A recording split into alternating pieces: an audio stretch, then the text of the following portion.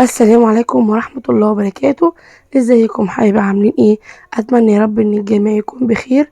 كل عام وانتم الى الله اقرب، وكل عام وانتم بخير. النهارده هقدم لكم فيديو جديد على القناة، اتمنى ان هو يعجبكم. بس في البداية كده جبت شوية مشتريات، قلت اقول لكم شوية الاسعار بتاعتها، لعل وعسى ايه تفيد حد ان شاء الله.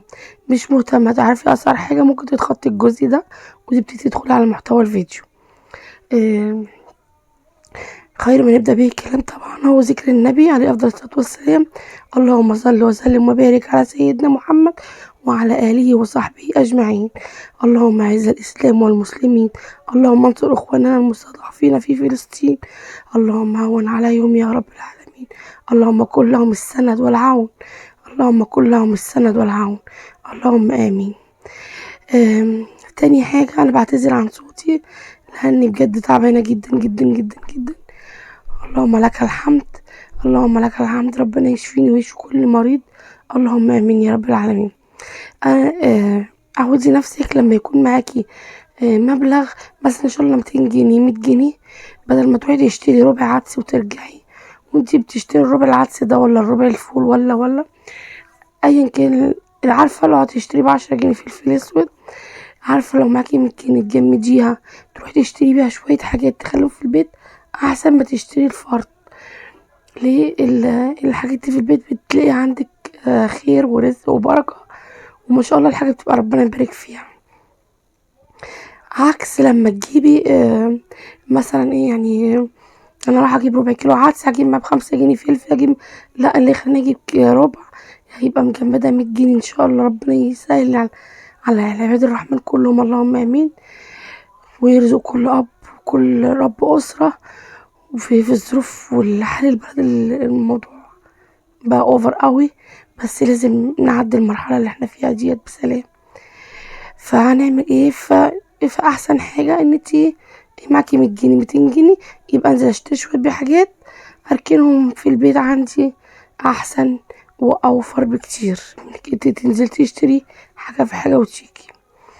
اول حاجة احنا جبنا مع بعض العدس الاصفر. العدس الاصفر كان ب79 جنيه، يعني قولي ب80 جنيه تقريبا الكيلو. ماشي، انا جبت نص. المهم جبت بقى ايه عدس اللي هو البني او العدس بجبة، كان ارخص منه ب10 جنيه، يعني كان ب69 جنيه. اما بالنسبة للفول، الفول اللي هو البلدي بتاع التدميس كان عامل 54 جنيه، لا 56 جنيه 56 جنيه. اما الفول المدشش اللي هو بتاع الفلافل ده عامل 64 جنيه. اما البليلة او قمح البليلة الغلة كانت ب30 جنيه، كانت ب30 جنيه. والنشا كان عامل 44 جنيه. الفاصوليا بقى البيضة دي اللي هي شحطة قوي، يعني مش عارفة رايحة فين، يعني كانت عاملة 138 جنيه الكيلو. يعني الشوية اللي انا ماسكاهم في ايدي دولت كانوا عاملين 38 جنيه. الكيلو بتاعها كان ب138، انا كنت جايبة دولت ب38 جنيه. الشوية دول كان اقل من الربع. عفوا، انا بعتذر كمان مرة، ربنا يشفي كل مريض يا رب العالمين.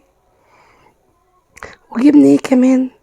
وجبنا اللوبيا اللي هي ام عين سودا. كنت جايباها كيلو ب88 جنيه، الكيلو بتاعها 88. الفاصوليا اللي غالية جدا جدا جدا، مش عارفة ليه، مع انها برضو من ضمن البقوليات، يعني كانت ب138، اللوبيا ب88، يعني اللوبيا ارخص شوية. آم، كده خلاص تقريبا. آه يعني ايه، لما تجيبي كده حبة، يعني ناقصلك حبة بكرات تنزلي تجيبيهم، شوية مكرونات تنزلي تجيبيهم، شوية توابل شوية بهارات. اما تنزلي كده تجيبي حاجة في حاجة، ربنا بيعديها على خير ان شاء الله ويسترها على اهل بيتنا، اللهم امين يا رب العالمين. دي كانت شوية مشتريات انا اشتريتها، قلت اقول لكم شوية الاسعار، يمكن تفيد اي واحدة مثلا ما نزلتش او حاجة تعرف الاسعار ايه. كنت شاري الحاجات دي كلها من فتح الله ماركت، في جملة ماركت وفي بيت الجملة في كارفور. بس طبعا كارفور مقاطعة فما بيدخلوش خالص حاليا، ما بيدخلوش ولا حاليا ولا قبل كده يعني. تحس ان هو ايه حاجته منتجاته بتبقى غالية، لا تحس ان فتح الله ده بتاع الناس اللي مننا، اهلنا يعني مننا فين. فالهايبرات دي بتبقى حلوة قوي لما تنزلي تجيبي كمية من الحاجات فتلاقي عندك البيت مليان خزين ممكن يكفيكي مش شهر واحد، لا ممكن شهرين كمان. دي كانت كان مقطع سريع كده عن الأسعار، أتمنى إن هو يكون فاتكم. يلا بقى ندخل على محتوى الفيديو كده ونشوف احنا عملنا ايه في الفيديو. بسم الله الرحمن الرحيم. أول حاجة أنا جيت من بالليل عملت ايه، نقعت فول مدشوش، فول مدشوش اللي هو بتاع الفلافل، ونقعت الفول البلدي، يعني نقيته ونقعته في قلب ميه. يعني انا شفت، انا حطيت البولات ديت ومليتها ميه فتره خالص من الحنفيه، ولا سخنه ولا ساقعه، لا الميه اللي نازله من الحنفيه العاديه خالص. نقعتهم من الصبح، من بالليل سوري للصبح.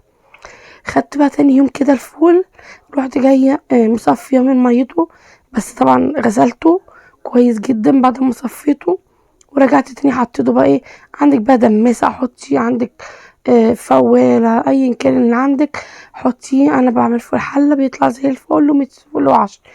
انا عايز اقولك ان انا عملت معاكي الفول ده قبل كده بتركات تانية مختلفة، دي تركة جديدة، بس اوعدك هتعتمدي ان شاء الله الطريقة دي، ان شاء الله ان شاء الله هتعتمديها.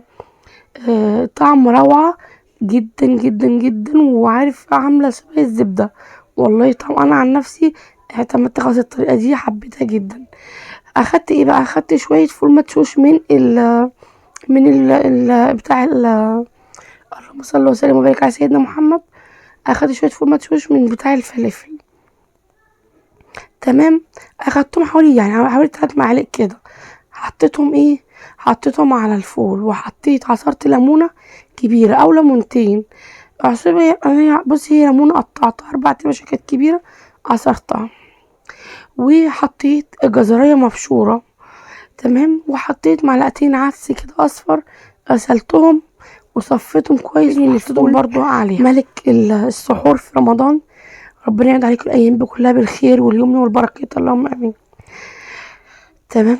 المهم بقى حطينا بقى الحاجات دي كلها. طيب انا دلوقتي ما عنديش فول مدشوش، مش لازم تحطي. ما عنديش جزر، مش لازم. ما عنديش عدس، والله العظيم انا كنت ساعات بعمله بشويه عدس وشويه فول. ما عنديش اي حاجه خالص، كنت احط الفول احط عليه ليمونه واغليه على النار، والله كان بيطلع زي الفل. ممكن بصلايه، طماطمايه، تمام. انا برضو عايز اقولك ممكن تحطي برضو بصلايه صغيره كانت جميله. عايز اقولك بقى ده زعفران، ده زعفران، عندك بودره زعفران ممكن تحطي عليه، بصي بسن المعلقه، مش هقولك ربعها، لا سنها كده بلسه اللي بحطها. هو كده كده اوريدي كان عندي، فعشان كده انا حطيت عليه. ماشي. طب انا ما عنديش زعفران، هو لازم اكيد؟ لا لا لا مش لازم خالص. ممكن تحطي سنه كركم، سنة كركم.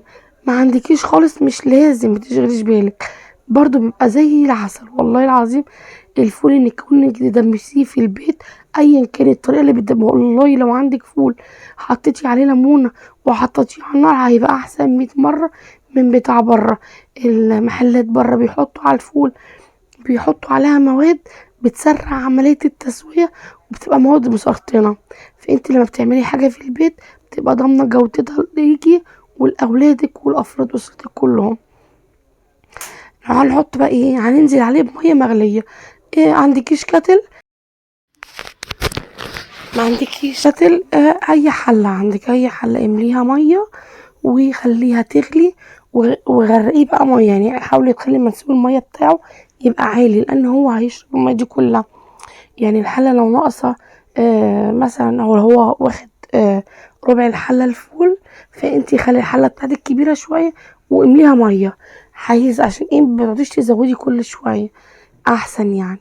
آم، تمليه بقى ميه سخنه وتحطيه على النار يغلي اول ربع ساعه او تلت ساعه، يغلي على نار عاليه. بعد كده تهدي النار للشمعة، يبقى النار كأنك بترددي رز مثلا، تحطي تحتيه شياطة وتحطيه، مش عايزة تحطي تحتيه شياطة عادي، عادي خالص. وتسيبيه بقى مع نفسه وغطيه كويس يبقى محكم الغلق. وتأكدي ان لو انت بتعملي في حلة، تأكدي ان الغطا بتاعها محكم الغلق مش منفس. ليه؟ علشان يستوي معاكي اسرع. هياخد معاكي من 4 ساعات ل6 ساعات حسب الفولة. يعني في فولة ممكن تقعد معاكي 4 ساعات وتلاقيها استوت كويس، وفي فولة ممكن تقعد معاكي ل6 ساعات. المهم لما تمسكي الفول تتكي عليها كده تلاقيها استوت في ايدك، تخليه بعدها بساعة كمان بعد كده تطفي عليه عشان تتأكدي ان هو استوى، درجة السوا بتاعته بقت ممتازة. هندخل بقى على بعد كده ايه، على الفلافل. هقولك سر في الفلافل. عايزة اقولك ربنا يديها الصحة يا رب ويبارك لي فيها وفي عمرها. والدتي قالت لي على السر ده، بتخلي الفلافل هشة جدا جدا جدا وزي العسل وطعمها تحفة، وزي بتاعت بره كده تلاقيها هشة كده مش مكتومة وجميلة جدا. السر ان هو ايه، ان انا بعد ما انقع الفول المدشوش، انا نقعته من بالليل للصبح، اما بنقعه بجيب رغيف عيش، رغيف واحد بس عيش، واروح جايه ايه، بعد ما اصفي ميه الفول المدشوش منه اروح جايه مقطعه الرغيف ده وحطاه معاهم. هو الرغيف هيشرب الميه بتاعت الفول المدشوش لان انا لسه مصفيتوش. اخليه حوالي 3 دقايق كده 4 دقايق قبل ما اخرط الخضره، واخرط له بصلايه صغيره كده، ويروح جايه ايه مصفيه بقى الفول المدشوش ده، حاطاه في مصفى يتصفى من الميه بتاعته. انا كده كده كنت مصفيه ميته الاول، بعد كده قطعت عليها العيش. العيش شرب بقيه الميه او بقيه السوائل اللي في قلب الفول.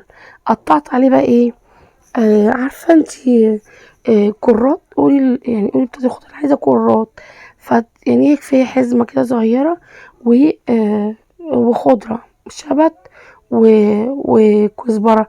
بلاش بقدونس عشان ما تسودش منك العجينه ومتمررش منك. هي كزبره وشبت وكرات. طب مفيش كرات نعمل ايه، عارفين البصل الاخضر اللي في السوق، بجيب الشراشيب بتاعته، تجيبيه تقصقصي الشراشيب بتاعته وتقطعي برضو مش كتير، يعني ممكن ايه بصلايه او 2 يعني، تاخدي الشراشيب بتاعتهم وتخرطيهم عليهم مع بصلايه صغيره. حابه تزودي فص توم حبه، مش حابه متزوديش. ما تغصبيش نفسك على كده لان التوم بيعمل انتفاخات، وهي اصلا كده كده الفلفل بتعمل انتفاخ، فهي كده خفيفه حلوه. حطي بقى في الكبة المكونات دي كلها على بعضيها واضربيها كويس جدا. ما حطيناش اي بهارات، ما حطيناش اي حاجه. طب يا بس انا ما عنديش كبة اعمل فيها عجينه الفلافل في الخلاط. حطي بصي، اقل من ربع كوبايه ميه، اقل من ربع كوبايه ميه في الخلاط عشان يمشي معاكي، وحطيها هتطلع زي السكر، تطلع زي العسل والله من ايديكي. كفايه بس ان انتي عامله حاجه في ايدك كده في قلب البيت. طب دلوقتي بقى انا ايه، انا مش هفرزها كلها، انا خدت جزء عشان نكون لسه ما فطرناش، فانا كنت عامله الفطار، فانا اخدت جزء. الجزء اللي انا هاخده ده اللي هبهره، الباقي مش هبهره ولا اجي جنبه. طب انا هحط فيه بهارات ايه، هقولك.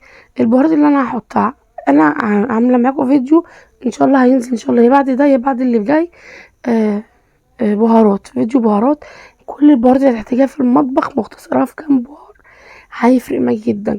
دي مرقة الدجاج الفورية، انا هعملها معاكم في فيديو ان شاء الله هينزل لكم المرة الجاية. ماشي، باخد منها معلقة صغيرة، وال11 بهار باخد برضو بس ايه، برضو يعني ربع معلقة كده صغيرة، ربع معلقة وربع معلقة. وهحط ملح، وهحط حوالي ربع معلقة كمون او نص معلقة كمون. تمام. والكيك شيف ده او بيكنج باودر، او ممكن تستبدلي الحاجات دي كلها بالكربوناتو او بيكربونات الصوديوم. تحطي يعني ربع معلقه برضو صغيره على الكميه اللي انا واخداها دي كلها، واقليها بقى. بصي انا كنت المفروض كنت نقلتها، ومفروض كنت اصورها لكم، انا عشان كنت مستعجله، عشان ربنا يشفي كل مريض يا رب، وانا من ضمنهم. كنت مستعجله عشان كنت رايحه المستشفى، عشان انا كانت حالتي كانت صعبه جدا، وكان عندي التهاب في الاحبال الصوتيه، وما كنتش بتكلم خالص. الحمد لله، اللهم لك الحمد، اللهم لك الحمد. فانا عملتها وفطرنا واتكلت على الله. حتى بقيت الفول المراحل بتاعته حتى ما صورتهاش برضو ما كملتهاش، بس انا قلت اديكوا المعلومه عشان تفيدك، لان عارفين الفلافل والفول من اساسيات السحور كتير جدا، في اوقات كتير جدا بياكلوها في رمضان في السحور. الباقي بقى لما رجعت بقى الحمد لله رجعت من المستشفى، ف عملت ايه، رحت جايه آه، فرزت بقى الفلفل المعجون بالمنظر دوت. وطبعا انا كنت ضافيه على الفول قبل ما امشي، لما رجعت لقيته بارد ففرزته هو كمان. الكيس دوت بيعمل معاكي حوالي لو انت بتعملي فلافل كبيرة هيعمل معاكي بتاع يعني 5 فلافلات كبار. الفلافل الصغيرة لا هيرمي معاكي حبة حلوين. وانا هقولك لما تطلعيه من الفريزر ان شاء الله في الفيديو، يعني فيديو او 2، هبقى اقولك خطوات واطلع لك كيس من الفريزر اعملهولك، واقولك انا بعمله طريقة ازاي لما باجي اطلعه من الفريزر بشتغله ازاي. انا ما حطيتش بهارات نهائي يا جماعه على الفلافل. اوعي تحطي طول ما انت عايزه تفرزيها، اوعي تحطي عليها بهارات. خدي الكميه اللي انت هتستخدميها النهارده مثلا، حطي عليها بهاراتك وبألف هنا وشفا، وافطري او اتغدي او تسحري زي ما انت عايزه. آه الباقي فرزيه في اكياس، وحاولي تخليه مفروضه في اكياس كده. شفتي انا فردتها ازاي؟ طب ليه فردتيها بالمنظر ده بس ما حطيتهاش ليه عادي يعني في اكياس؟ هقولك مش عشان الشكل ولا عشان التصوير، لكن لما انت تفردي الأكياس بتاعتك بالمنظر ده، تيجي على السحور تيجي تتسحري، ت... مثلا نسيتي تطلعي الكيس مثلا بدري وانت عايزه تقلي فلفل على السحور، فلما تطلعي الكيس هيقعد معاكي ربع ساعه 10 دقايق هتلاقيه فك معاكي بسرعه. ترجعي بقى تحطي عليه بهارات وبتبتدي تشتغلي. وهقولك هتضاعفي كميته ازاي، وان شاء الله بطريقه مميزه جدا هتضاعفي كميته، وهتلاقي بدل ما معاكي بقى 3 4 فلافلات لا هتلاقيهم معاكي 6 7.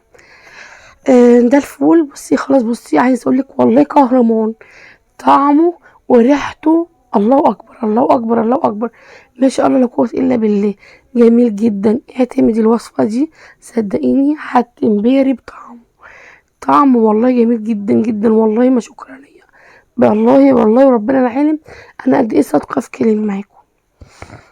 بص بقى انا شلت الليمون من من الفول كده عشان ما يمررش طبعا، وهعبيه بقى كده يعني على قد بقى ايه، يعني كل اطباق كده بعمل اطباق كل ايه طبق في كيسه، بحيث ان انا اطلع على قد الطبق اللي انا عايزاه. بصي وعبيه تخلصي بقى الكميه كلها كده زي الشطوره. تيجي برضو تحطها في الفريزر، تحاولي تخليه يبقى برضو مبطط شويه، بحيث انت لما تطلعيه برضو يفك معاكي على السريع. انا كده بقى هعبي بقى الكميه كلها معاكوا كده، وهبتدي اقصقص بقى ان شاء الله الكياس اللي من فوق الزياده دي عشان برضو متاخدش معايا في الفريزر ومش شكله وحش. وخلاص على كده، وان شاء الله انتظروا مني فيديو جاي هعمل معاكم الفلافل باذن الله. تشوفوها وانا بعملها بالطريقه بعد ما اطلعها من الفريزر بستخدمها ازاي، وقد ايه هي بتبقى لونها محتفظه بلونها ومحتفظه بشكلها وبطعمها اللي احنا لسه عاملينه، وقد ايه هتبقى هشه. طول ما احنا ما حطيناش عليها بهارات انسي انها تسود، وطالما ما حطيتش عليها بقدونس انسي انها تسود. اتمنى ان الفيديو يكون عجبكم، واتمنى ان يكونوا استفدتوا منه، وبعتذر عن صوتي بجد انا بعتذر. بصي يعني عملنا ما شاء الله من نص كيلو فول احنا فطرنا منه، ولما رجعنا اتغدينا كمان مش مكناش عملنا غدا عشان خاطر رحت المستشفى وجيت. اتبقى معايا 5 اكلات اهو التانيين، والفلافل برضو ما شاء الله. املي بيتك خير بأقل ان شاء الله بربع كيلو فول هتعملي من كام طبق، هتلاقيه اوفر بكتير. يعني طبق يعني عايزه اقولك الكيسه زي دي والله هتجيبيها من بره تقريبا ب10 جنيه، شويه الفول ده هتلاقيهم ب10 جنيه. فانتي كده وفرتي جامد جامد جامد، وربنا يدوم بينا المحبه وخير وبركه في شهر مفترج شهر فضيل. ربنا يعود عليكم بالايام وبالخير واليمن والبركات، اللهم امين. دمتم في رعايه الله وحفظه، والسلام عليكم ورحمه الله وبركاته.